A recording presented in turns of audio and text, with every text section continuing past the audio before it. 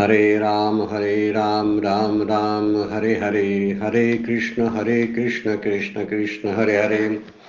ब्रह्मानंदं परमसुखदं केवलं ज्ञानमूर्तिं द्वन्द्वातीतं गगनसदृशं तत्त्वमस्यादिलक्ष्यम् एकं नित्यं विमलं मटलं सर्वधी साक्षिभूतं भावातीतं त्रिगुणरहितं सद्गुरुं तं नमामि.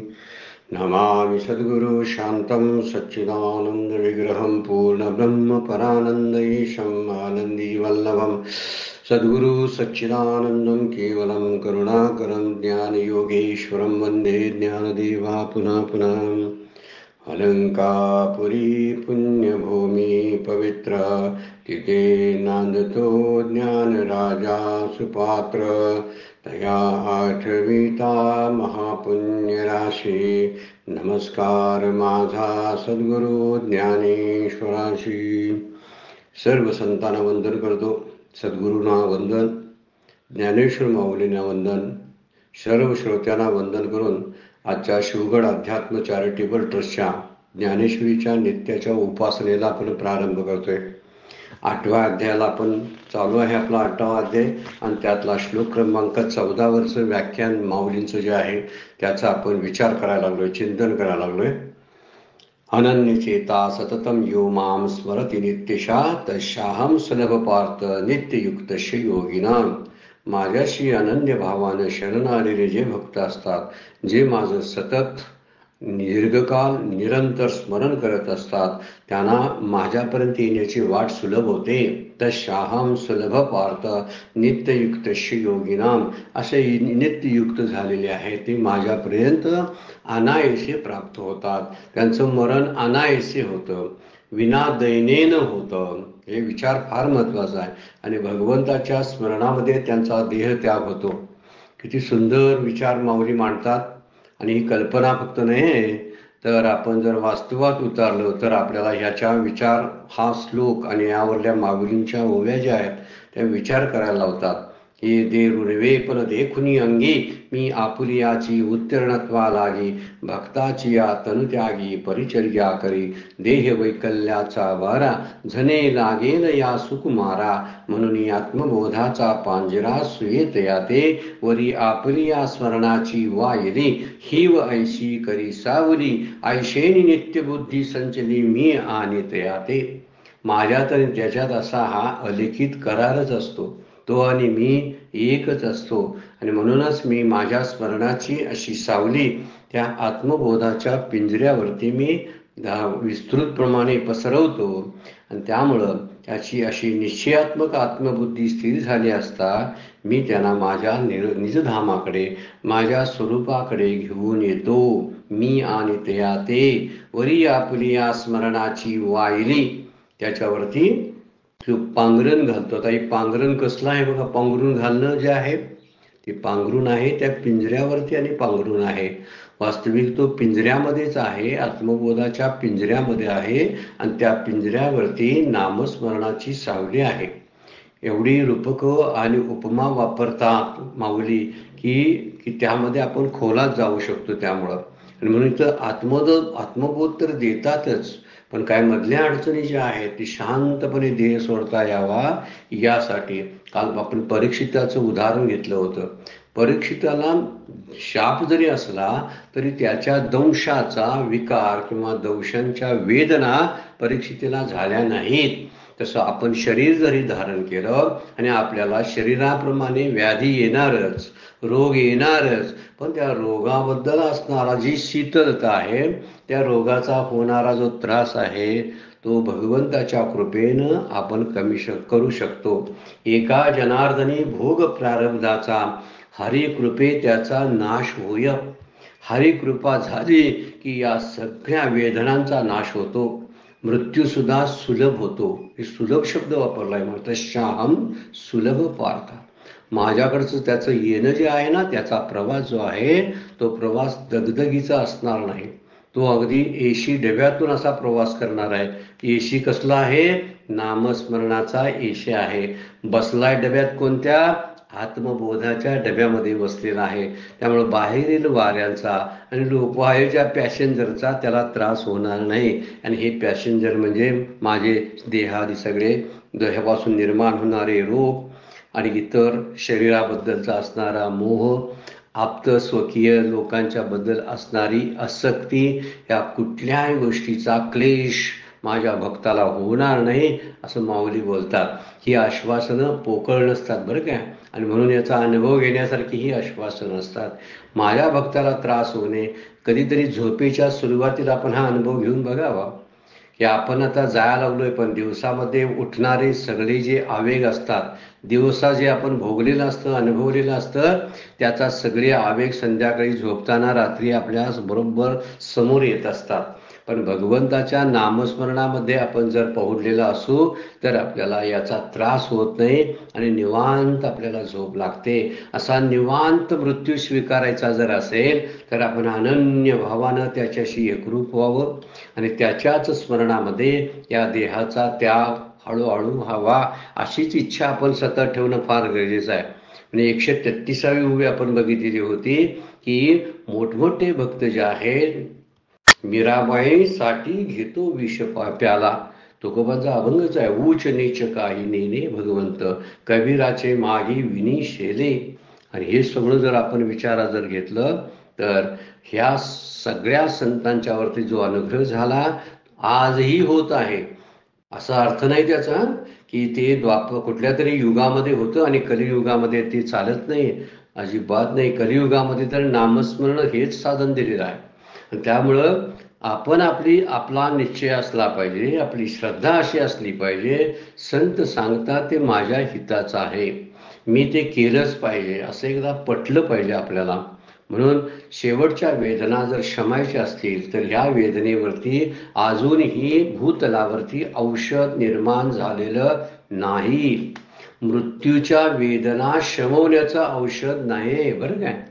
कारण मृत्यू ही शेवटची घटिका असते, शेवटचा क्षण असतो. त्यावेळच्या वेदना त्यालाच भोगाव्या लागतात, अन्य कुणाकडेही जाता येत नाही. आणि म्हणूनच विचार केला पाहिजे, सगळ्यात मोठा माझा डॉक्टर कोण असेल तर माझे सद्गुरू आहेत आणि भगवंत आहेत, संत आहेत. याच्या पलीकडे मी विचारच करणार नाही, कारण मला सुसह्य असा प्रवास करायचा आहे. मला एकट्यानंच जायचं आहे, माझ्या बरोबर कोण असणार नाहीत. आणि त्यामुळे मला एकट्याचा प्रवास मला व्यवस्थितपणाने पार पाडायचा आहे. मग हा एकट्याचा प्रवास कुणाला घ्यावं बरोबर, ही काही उपयोगाची नाहीत, आपल्याबरोबर कोण येऊ शकत नाहीत. या विश्वामधले, जगामधले कोणी आपल्याला आपल्याबरोबर येऊ शकत नाही. मग कोण येणार आहे तर फक्त भगवंत, संत, श्री गुरु आपल्याबरोबर असतील. माऊली त्याच विषयाचा पुढे समारोप करायला लागलेत बघा. काय म्हणतात, वरी कालची ओळी आपण पाहिली होती, वरी आपली या स्मरणाची वायली, ही व ऐशी करी सावली, मी शीतल अशी सावली त्या आत्मबोधाच्या पिंजऱ्यावरती करतो. आणि ती सावली म्हणजे स्मरणाची सावली शब्द वापरलाय, पसरतो. ऐशेनी नित्यबुद्धी संचली मी आणि तयाते, म्हणून देहांतीचे साकडे माझी या काहीची न पडे, मी आपुली आते आपुलीकडे सुखेची आणि तशाहम सुलभ पार्था. या शब्दावरती आता माऊली बोलायला लागलेले आहेत. त्याचा जाणं जे आहे ते कसं सुलभ करतो. पण माझ्या भक्ताला देहांतीचे साकडे, माझ्या भक्तांना मरणाचे संकट मी पडू देत नाही, माझी या काहीच न पडे.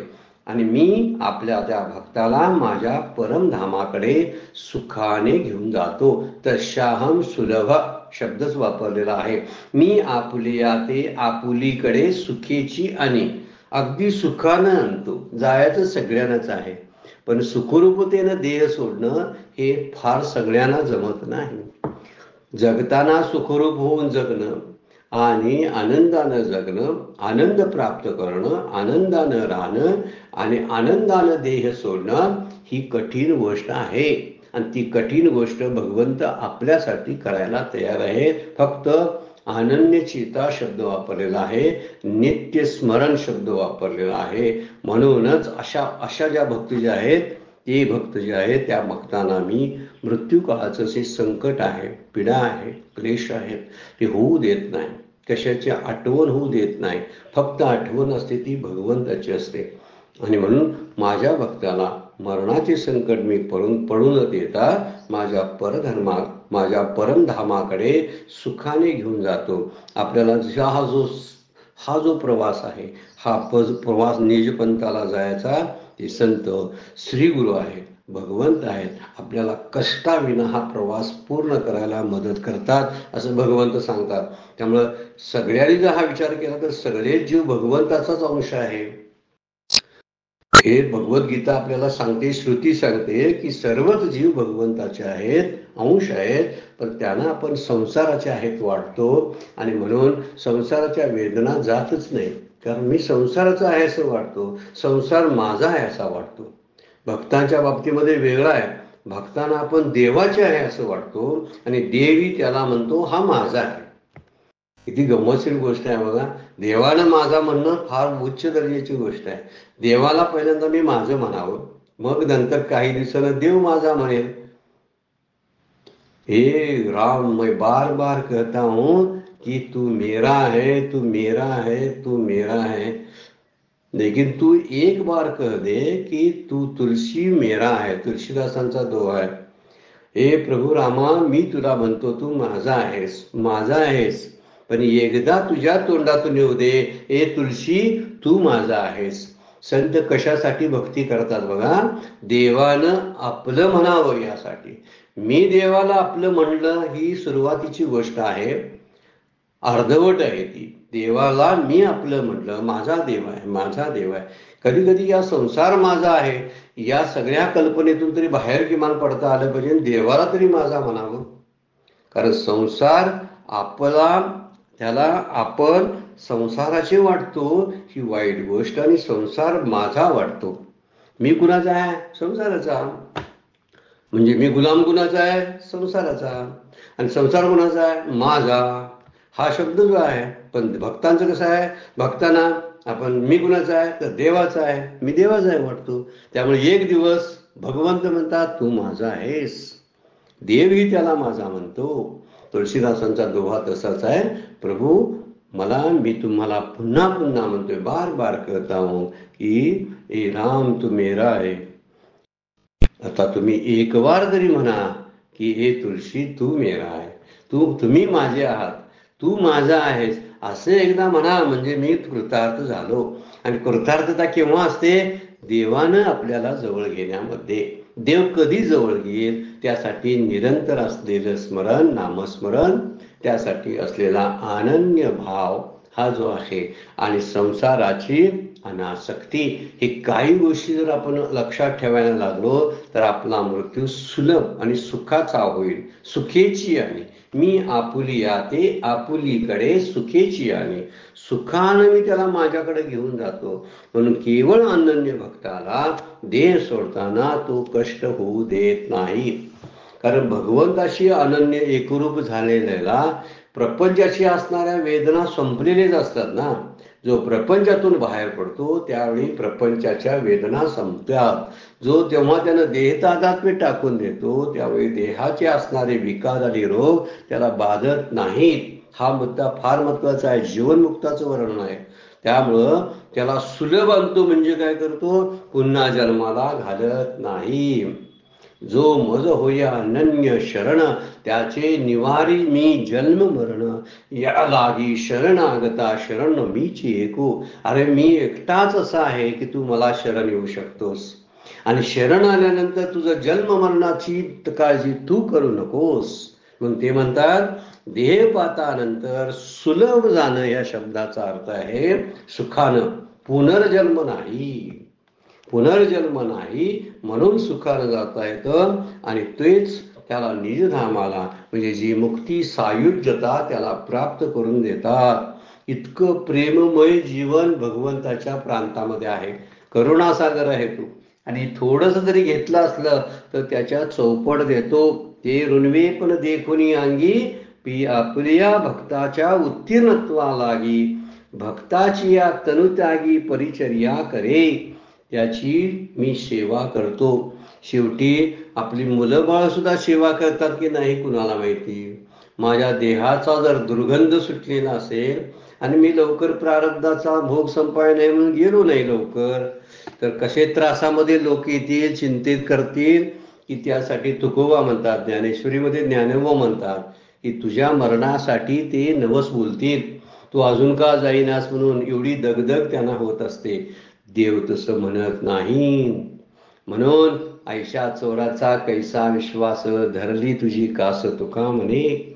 या चोरांच्यावर, या संसार नावाच्या चोरावरती माझा विश्वास नाही. संसारातल्या ज्या ज्या गोष्टी आहेत त्यावर मी विश्वास ठेवत नाही, कारण ते चोर आहेत, मला लुबाडतात, अगदी जिवंतपणी सुद्धा लुबाडत असतात, झोपेत, स्वप्नात आणि जागृतीत सुद्धा मला लुबाडत असतात, आणि मरण काळी सुद्धा मला सोडत नाही संसार. म्हणून मला भगवंताची कास पकडावी लागेल असं तुकाराम म्हणतात. पण याला सुलभपणाने मृत्यू येतो या शब्दाचा अर्थ आहे, त्याला देह सोडताना या देहावशी असणारे जे विकार, क्लेश, रोग आहेत याच्या वेदना होत नाहीत. त्यानंतर देहपातानंतर त्याला मृत्यू, जन्म नाही, परत पुनर्जन्म नाही. तिसरी गोष्ट, तो आपल्या सायुज्य धामाला, निजधामाला घेऊन जातो असं वर्णन केलेलं आहे. म्हणजे ते म्हणतात, पै आपुली आते आपुलेकडे सुखीचे आणि कसा आणतो, सुखानं आणतो, म्हणजे त्रास होत नाही. आपण प्रवासात, असा कुठला तरी प्रवास जर आपला असेल तर, असा रेल्वेचा एसीचा स्वतंत्र डबा ज्यामध्ये कोणी एसी तो टीसी सुद्धा तपासायला काही येणार नाही, माझी झोप आरामात आहे, पांघरून शांतपणे अंगावर घेतलेला आहे, अगदी त्रास होत नाही रेल्वेच्या धक्क्यांचा सुद्धा, आणि अशातून मी निघालेलो आहे. कसा प्रवास आपला असेल सांगा बघू, किती सुंदर प्रवास असेल. तोच प्रवास माझा देहपातानंतरचा आहे. या देहपातानंतर भूतकीत येऊन माझ्या देहाला ओरबाडून टाकता कामा नयेत, यासाठी अगोदर तो पिंजरा तयार करून ठेवावा लागेल. आत्मज्ञानाची प्राप्ती करून त्या पिंजऱ्यामध्ये लपून बसावं लागेल, म्हणजे हा देहाचा जो त्रास आहे तो होणार नाही. माझा सूक्ष्म देह कुठल्या तरी यमदूतांच्या किंवा भूताटकीच्या ताब्यात जाणार नाही, याची काळजी आपण अगोदर घेऊ शकतो. किती सुंदर वर्णन केलेलं आहे बघा, की पुन्हा मी मृत्यूच्या समयी घेईन म्हणायची काही गरज नाही. अगोदरच ते बोललेले आहेत, मृत्यूच्या समयी मी असं बसावं, मला कसं कळेल, मग मला जमणार नाही ध्यान करायला. ते म्हणतात राहू देत, पण तू एवढं काम केलेलं असतंस, आयुष्यभर माझ्यासाठी सेवा केलीस, तू न स्मरण करता सुद्धा मी तुझ्याजवळ उपस्थित राहणार आहे, एवढं मोठं आश्वासन दिलेलं आहे. उपस्थित नुसतंच नाही तर जाताना तुझा देह, सूक्ष्म देह जो आहे तो व्यवस्थित घेऊन जाणार आहे, सुलभ घेऊन जाणार आहे, सुखाने घेऊन जाणार आहे. पुढे 135 नंबरची होईल, अत्यंत सुंदर पडते.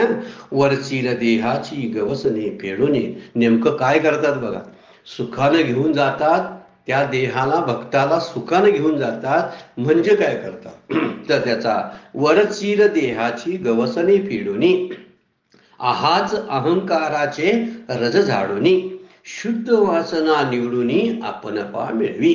कसा आपल्यापर्यंत घेऊन जातो, आपणपा मिळवी, आपल्याकडे घेऊन जातो. 3 गोष्टी करतो बघा. वरची देहाची गवसनी पेडूनी, आत्म्यावर जी देहाचं जे आवरण आहे, गवसनी या शब्दाचा अर्थ आहे कवर, आवरण, ते आवरण काढतो. नंबर 2, आहाच अहंकाराचे रज झाडूनी, ह्या मिथ्या, आहाच म्हणजे ज्याला काय, त्याला अस्तित्वच नाही, कारण अहंकार खराच नाही, तो काय कसा होतो, वरवरच निर्माण होतो असा, आणि वरवरच निघून जाऊ शकतो ज्ञानानं, असा आहे तो. त्यामुळं आहाच शब्द वापरला. आहात शब्दाचा अर्थ आहे मिथ्या. आहाच म्हणजे अगदी वरवरचा, जो कायमचा स्थायी नाही, ज्याला आयुष्य नाही, तो येऊ आला जसा जाऊ पण शकतो, तशी वरची अहंकाराची रज, रज म्हणजे धूळ, तो धूळ झाडतो. देव काय काय करतो बघा, देहावरच असलेलं आवरण काढून टाकतो, अहंकाराची धूळ आहे ती धूळ झडकून टाकतो, आणि शुद्ध वासना निवडून आपणपा मिळवी. ज्या काही वासना ज्या आहेत, मलिन आणि शुद्ध असे 2 प्रकार वासनेचे बनतात, आणि त्यामधल्या ज्या शुद्ध वासना आहेत म्हणजे वासना असली समजा राहिली तर ती शुद्ध वासना असेल. अशी शुद्ध वासना जाणतो आणि त्याच्या मनामध्ये भरवतो आणि शुद्ध वासनेच्या द्वारे आपण पा मिळवी मी माझ्याकडे घेऊन येतो. 3 कामं भगवंताने सांगितलेली आहेत बघा, मी भक्तासाठी करतो. पहिला बघा, आत्म्याला बाहेरून झाकणाऱ्या देहरूपी जी खोळ आहे, मागच्या वेळा खोळ हा शब्द गेलाय आपला, देहरूपी पिशवी जी आहे, आवरण जे आहे ते मी फेकून देतो. तुझ्या देहाची मला गरज नाही, मला तू हवा आहेस. तू हवा आहेस हे शब्द फार महत्वाचा आहे. देहात मध्ये असणारा मी जो आहे तो महत्वाचा आहे. त्याच्याबद्दलच भगवंत बोलतात की देहाची वरची खोळ मी फेकून देतो आणि वरच्या बाजूस असणारी देह अहंकाराची धूळ जी आहे ती झटकून टाकतो, म्हणजे अहंकार घालवतो. आणि माझ्यापर्यंत आणणारी जी माझ्यापर्यंत आणू शकते अशी सुद्धा वासना आहे. बघा, वासना असून जोपर्यंत वासना आहे तोपर्यंत मुक्ती नाही असं जरी म्हटलेलं असलं तरी कोणती वासना, मलिन वासना जर शिल्लक असेल तर मुक्ती प्राप्त होत नाही. पण भगवंत म्हणतात मी शुद्ध वासना तुझ्यात निर्माण करेन. माझ्यापर्यंत आणणारी जी शुद्ध वासना आहे ती निवडून तुला मी माझ्या स्वरूपाशी एकरूप करतो. ओवीचा विस्तार खूप करता येण्यासारखा आहे बरं काय. 3 मुद्दे मांडलेले आहेत, आपण त्याच्यावर खूप चिंतन करावं. आपण हे असंच बोलत बोलत बोलत राहायला लागलो प्रत्येक शब्दावरती तर खूप वर्ष लागतील आपल्याला तिथपर्यंत जायला. त्यावेळी आपण काय करूया, आपल्याला काहीतरी चिंतनाचा विषय ठेवूया. आपण आपल्याकडे घरी सुद्धा चिंतन करता येईल. की 3 गोष्टी सांगितल्यात. वरती देहाची खोळ असते, तो देहाचा खोळ काढून टाकतो. त्यात असणारा दुसरा बघा, जीवाला चिकटून असणारा जो अहंकार आहे तो अहंकार घालवतो. आणि तिसरी महत्वाची गोष्ट आहे, माझ्यातल्या मलिन वासना काढून टाकून शुद्ध वासना निवडून माझ्या स्वरूपाशी तो एकरूप करतो. अतिशय श्रेष्ठ दर्जाची माहिती, वर्णन, चिंतन माऊली इथं करतात बरं काय. आपल्याला चिंतन करण्यासारखं आहे. मला काहीच करावं लागत नाही, मला करता येत नाही, माझ्या नातलगांना करता येत नाही, माझ्याकडे असणाऱ्या धनसंपत्तीला जे बदल करता येत नाही ते बदल इथं माऊलींनी सांगितलेले आहेत. देहाचे खोळ काढता येईल काय वरच्यावर? नाही, आवरण काढता येत नाही. दुसरी गोष्ट, माझ्याकडे असणारा जो अहंकार आहे तो अहंकार जातो का? मरेपर्यंत जात नाही. मरताना सुद्धा माणसं बोलतात तो माझ्या प्रेतावर सुद्धा येता कामा नये. तुम्ही तयारी करा, त्याला माझ्या प्रेताला हात लावू देऊ नका. केवढा मोठा अहंकार असतोय. जिवंतपणी जोपासलेल्या या अहंकाराचं हे विस्तृत मोठं स्वरूप आहे, जे अंती देहाच्या त्यागाच्या वेळी वर उफाळून येतं आणि आपल्याला त्रस्त करतं. अशा अहंकारात मरणारा पुन्हा जन्माला येईल की नाही?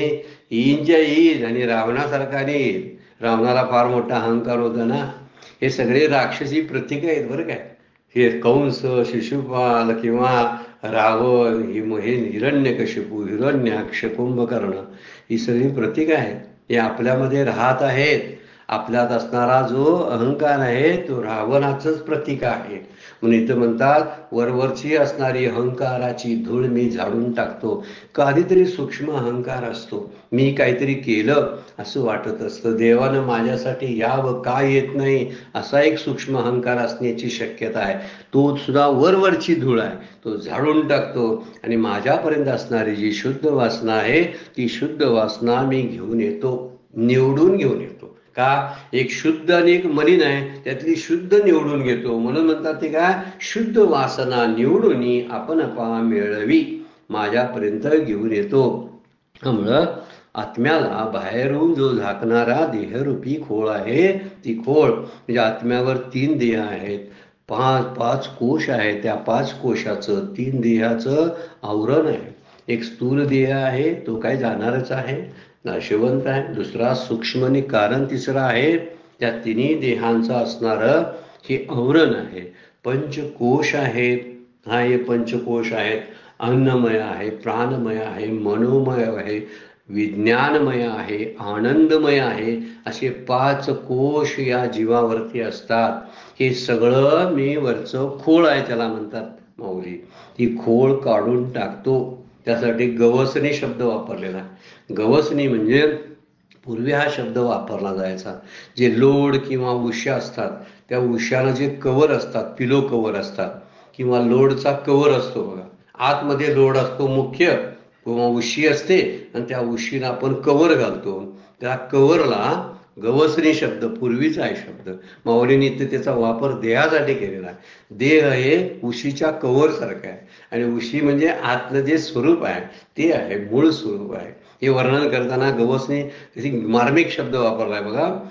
गवसणी म्हणजे ती सगळे वरचं आवरण, देहाची गवसणी. त्यामुळे मूळ जे आत्मस्वरूप जे आहे ते त्या देहाच्या त्या गवसणीच्या आत झाकलेलं असतं आणि ते झाकलेलं आवरण जे आहे ते आवरण मी काढून टाकतो. दुसरी गोष्ट, अहंकाराचे रज काढून टाकतो. म्हणजे देहबुद्धी आहे, त्या देहबुद्धीची आत्मबुद्धी करतो. देहाचं आवरण काढतो म्हणजे काय करतो, देहबुद्धीची आत्मबुद्धीमध्ये रूपांतर करतो. आणि ही स्थूल देहाची गवसणी यालाच म्हटलेलं आहे. पण सूक्ष्म आणि कारण देहाची जे कर्तृत्व आणि भोक्तृत्व आहे ते कुठं जाणार सांगा बघू. सूक्ष्म देह आणि कारण देहामध्ये काय आहे, कर्तृत्व आहे आणि भोक्तृत्व आहे, ते अहंकाराचं आहे. हे कर्तृत्व भोक्तृत्व घालविल्याशिवाय अहंकाराचे रजकण ही सूक्ष्म धूळ झाडून काढताच येत नाही.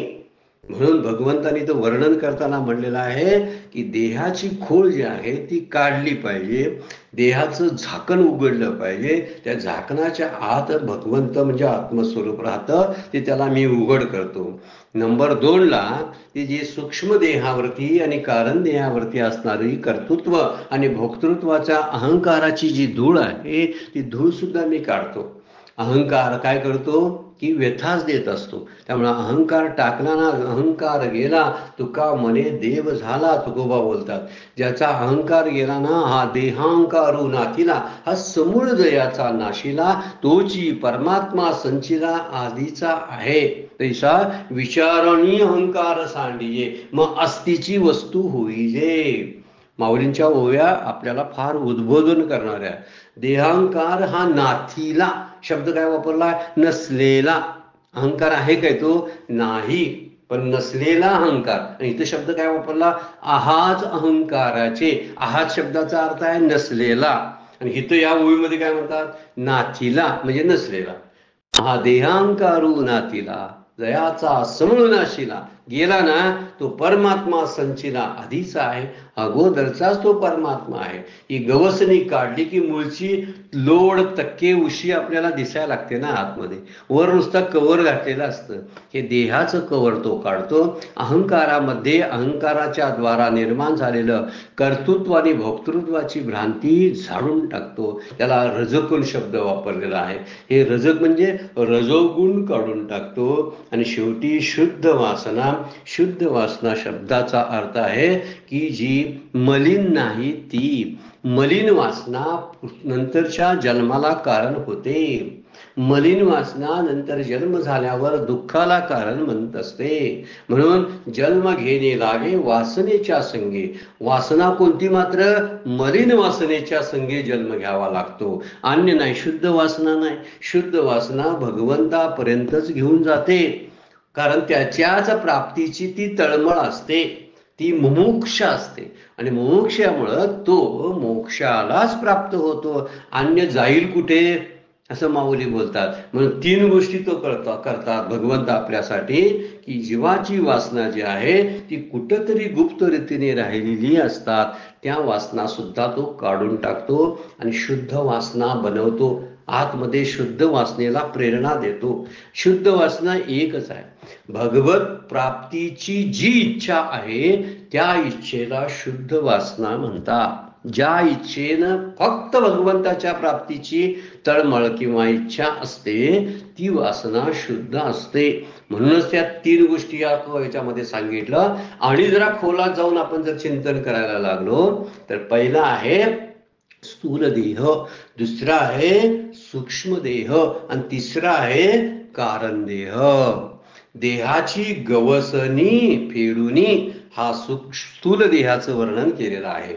अहंकाराचे रज झाडूनी, रजकून हे कशाचं वर्णन केलं तर सूक्ष्म देहाचं वर्णन केलं. आणि शुद्ध वासना निवडून म्हणजे या ठिकाणी वर्णन करतात कारण देहाचं वर्णन केलंय. वरवरचं चिंतन आहे बरं का.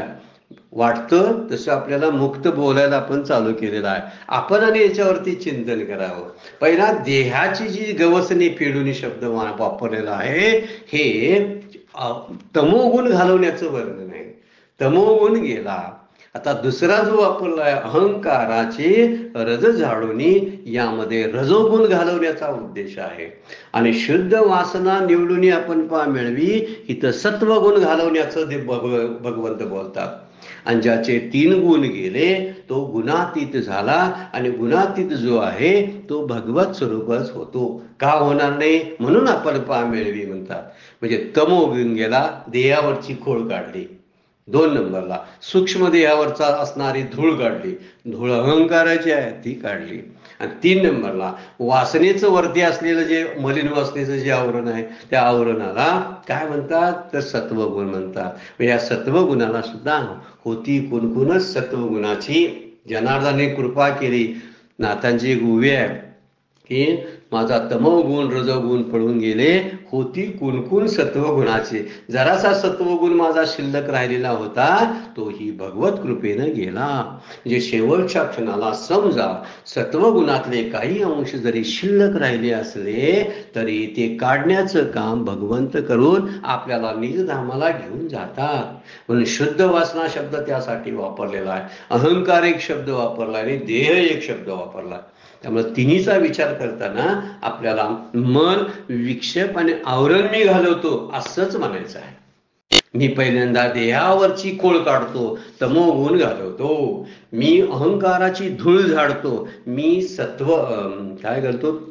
काय करतो मल विक्षेप घालवतो. पहिल्यांदा देहावरची खोळ काढतो म्हणजे मी मल घालवतो.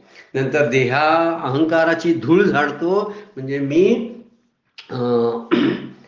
काय म्हणतो आपण त्याला मल विक्षेप घालवतो. आणि तिसऱ्यांदा शुद्ध वासना देतो म्हणजे मी सत्वगुण म्हणजेच काय त्याला म्हटलेलं आहे आवरण घालवतो. तिन्ही गोष्टी वेगवेगळ्या ठिकाणी मांडलेल्या आहेत.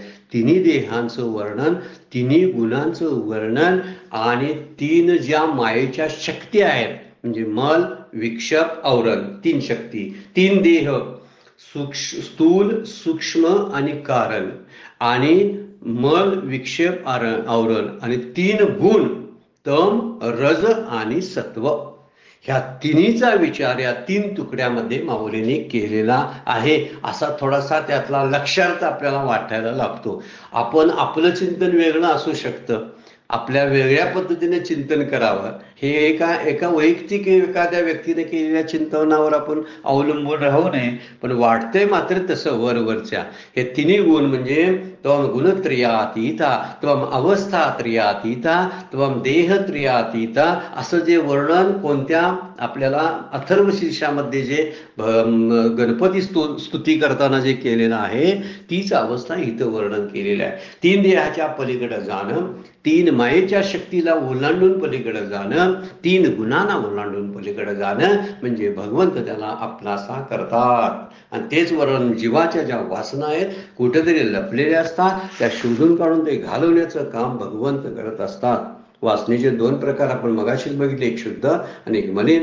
त्यातल्या मलिन वासना ज्या आहेत देह वासना आहे, शास्त्र वासना आहे, लोक वासना या प्रमुख वासना मानल्या जातात.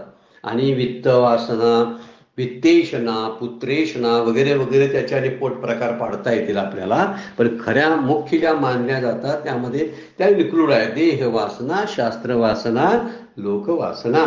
या देहाबद्दलची आसक्ती घालवण्याचं ते काम करतात. शास्त्र वासना आपली जी असते ती शास्त्र वासना जाते. लोकवासना म्हणजे कीर्ती आणि मानाची जी हाव असते ती पण जाणते.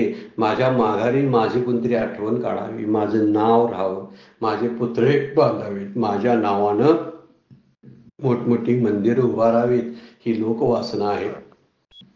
मी सांगितलेलं शास्त्र आहे ते लोकांनी अभ्यासावं, मी ग्रंथ मोठे मोठे लिहावेत आणि लोकांच्या वरती छाप पाडावे. मी जे सगळं बोलतो ते बोलणारी जी माझी वाणी आहे ती सगळीकडे प्रसिद्ध व्हावी, ही शास्त्र वासना आहे. आणि इथं देहवासना म्हणतो आपण. या देहवासनेमध्ये पुत्रेषणा सुद्धा आहे, वित्त सुद्धा आहे, भगवंत देहावर असणारी आसक्ती, प्रपंचावर असणारी आसक्ती, या सगळ्या तिन्ही जन्म मृत्यूला कारण आहेत. म्हणून त्याला मलिन वासना म्हटलेलं आहे. वास्तविक माऊली बोलताना म्हणतात, शुद्ध वासना सहजासहजी प्राप्त होत नाही. सगळ्यात दुर्लभ काय असेल तर सद्वासना. मागच्या वेळा ओवी आपण बघितली होती. पार्था भूता परी हे अपेक्षी जे विचार सुरी. कोण विचार सुरी? हे विद्वान तत्वव्यक्ती जे असतात ते. बहुतापरी या अपेक्षी जे विचार सुरी, जे दुर्लभ चराचरी सद्वासना. सगळ्यात चराचरामध्ये दुर्लभ काय असेल तर सद्वासना आहे. कारण अशुद्ध वासना सगळ्यांच्याकडेच आहे. जन्माला आले त्यांच्याकडे अशुद्धच वासना आहे. काहीतरी प्राप्त करायचे, कोणाला तर लोभाडायचं, दुसऱ्याचं वाईट चिंतायचं, आणखीन काहीतरी वाईट वाईट सगळ्या गोष्टी करायच्या, ह्या अशुद्ध वासनेतूनच येतात. पण शुद्ध वासना जी आहे ती दुर्लभ आहे असं माऊलीच म्हणलेलं. आणि ही शुद्ध वासना असते कुणाकडे म्हणतात ते अपेक्षी जे विचार सुरी ह्या ओवीमध्ये सांगतात. दुसऱ्या अध्यायातली ओवी आहे, आपण पाहिलेली होती ती.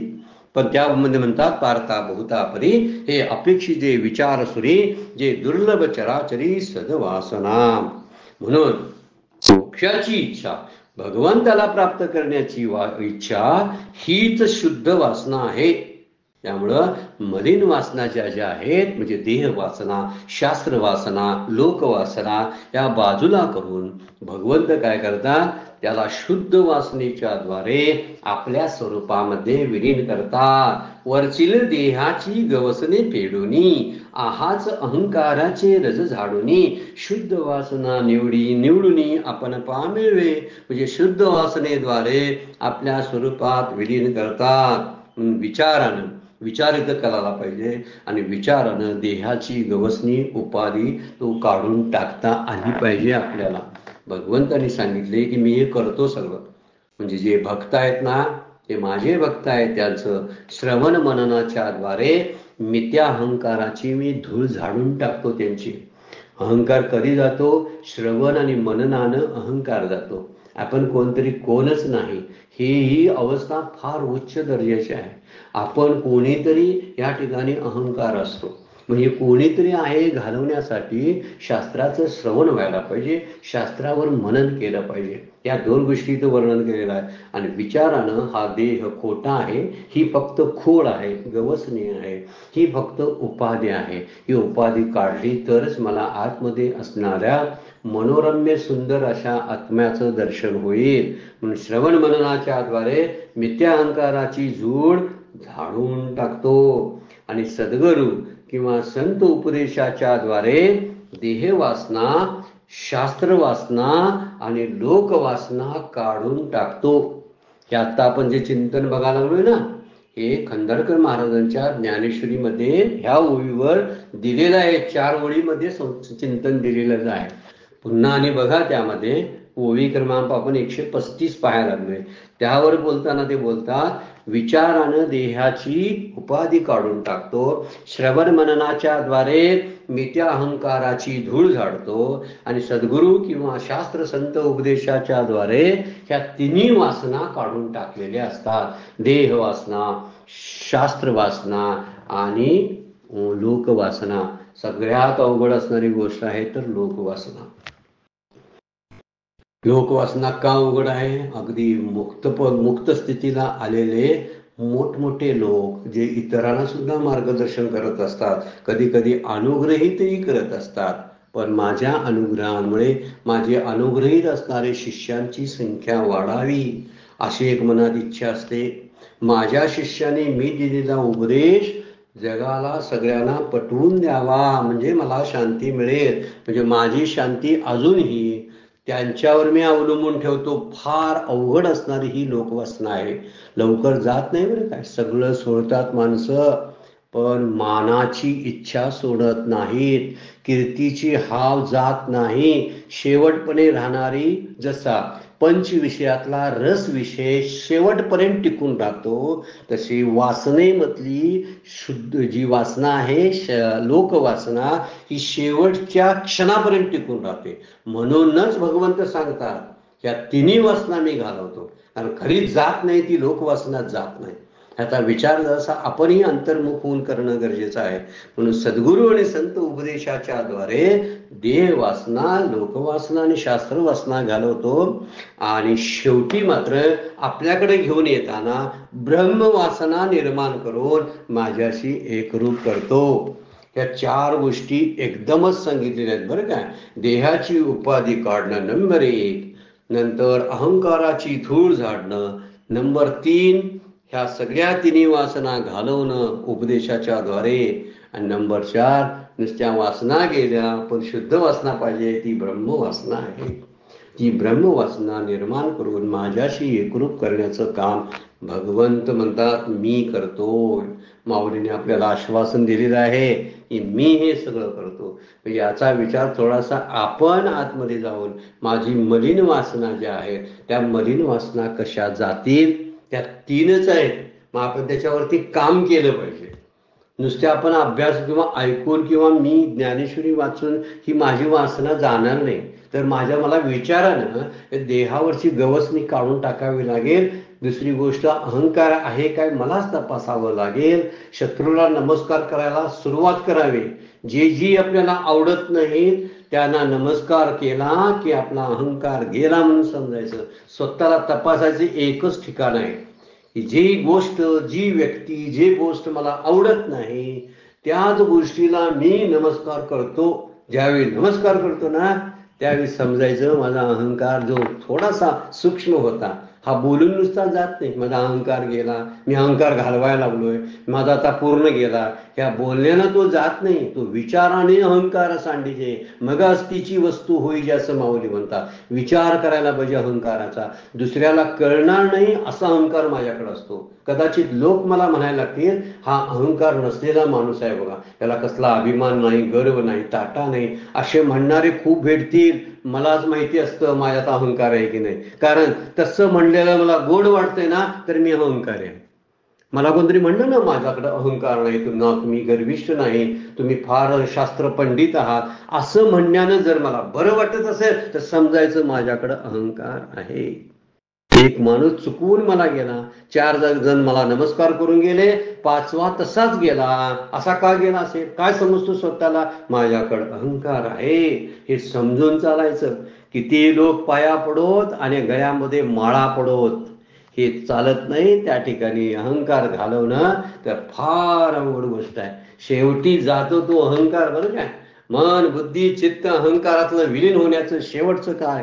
म्हणून अहम वाचा चित्तांग देवनी या चरण असं माऊली 18व्या अध्यायामध्ये बोलतात. अहम दे पहिला, म्हणजे अहम दिलास की तुझ्याकडे शुद्ध वासना आपोआप निर्माण होईल, तुझ्या सगळ्या वासना जातील. देह वासना हा देह अहंकारच आहे, शास्त्र वासना हा शास्त्र पंडिताचा अहंकारच आहे, आणि लोक वासना म्हणजे मला लोकांनी मानलंच पाहिजे अहंकारच आहे. तिन्ही मध्ये चिकटून असलेला अहंकार जेव्हा जातो तेव्हा शुद्ध वासना जी ब्रह्म वासना प्रकट होते आणि मगच मला वाटायला लागतं. मग भगवंत म्हणतात आता हा शुद्ध झाला, याला मी आता माझ्या कुशीत घेऊन जातो. आणि मग ते आपणापुरी करता म्हणतात वरचिली देहाची गवसने फेडूनी आहाच अहंकाराचे रज झाडूने शुद्ध वासना निवडूनी आपण पा मिळवी. वेळ संपलेली आहे, आपल्याला वेळ झाली आणि ओवीचं चिंतन पण आपण आपल्या पद्धतीने केलेलं आहे. आपण सर्वजणांनी हे ऐकून त्याच्यावर अधिक चिंतन करावं अशी एक सर्वांना माझी विनंती आहे. आजची सेवा सद्गुरूंच्या चरणी, भगवान ज्ञानेश्वरांच्या चरणी अर्पण करून विराम घेऊया. पुंडरीक वरदा हरी विठ्ठल, श्री ज्ञानदेव तुकाराम.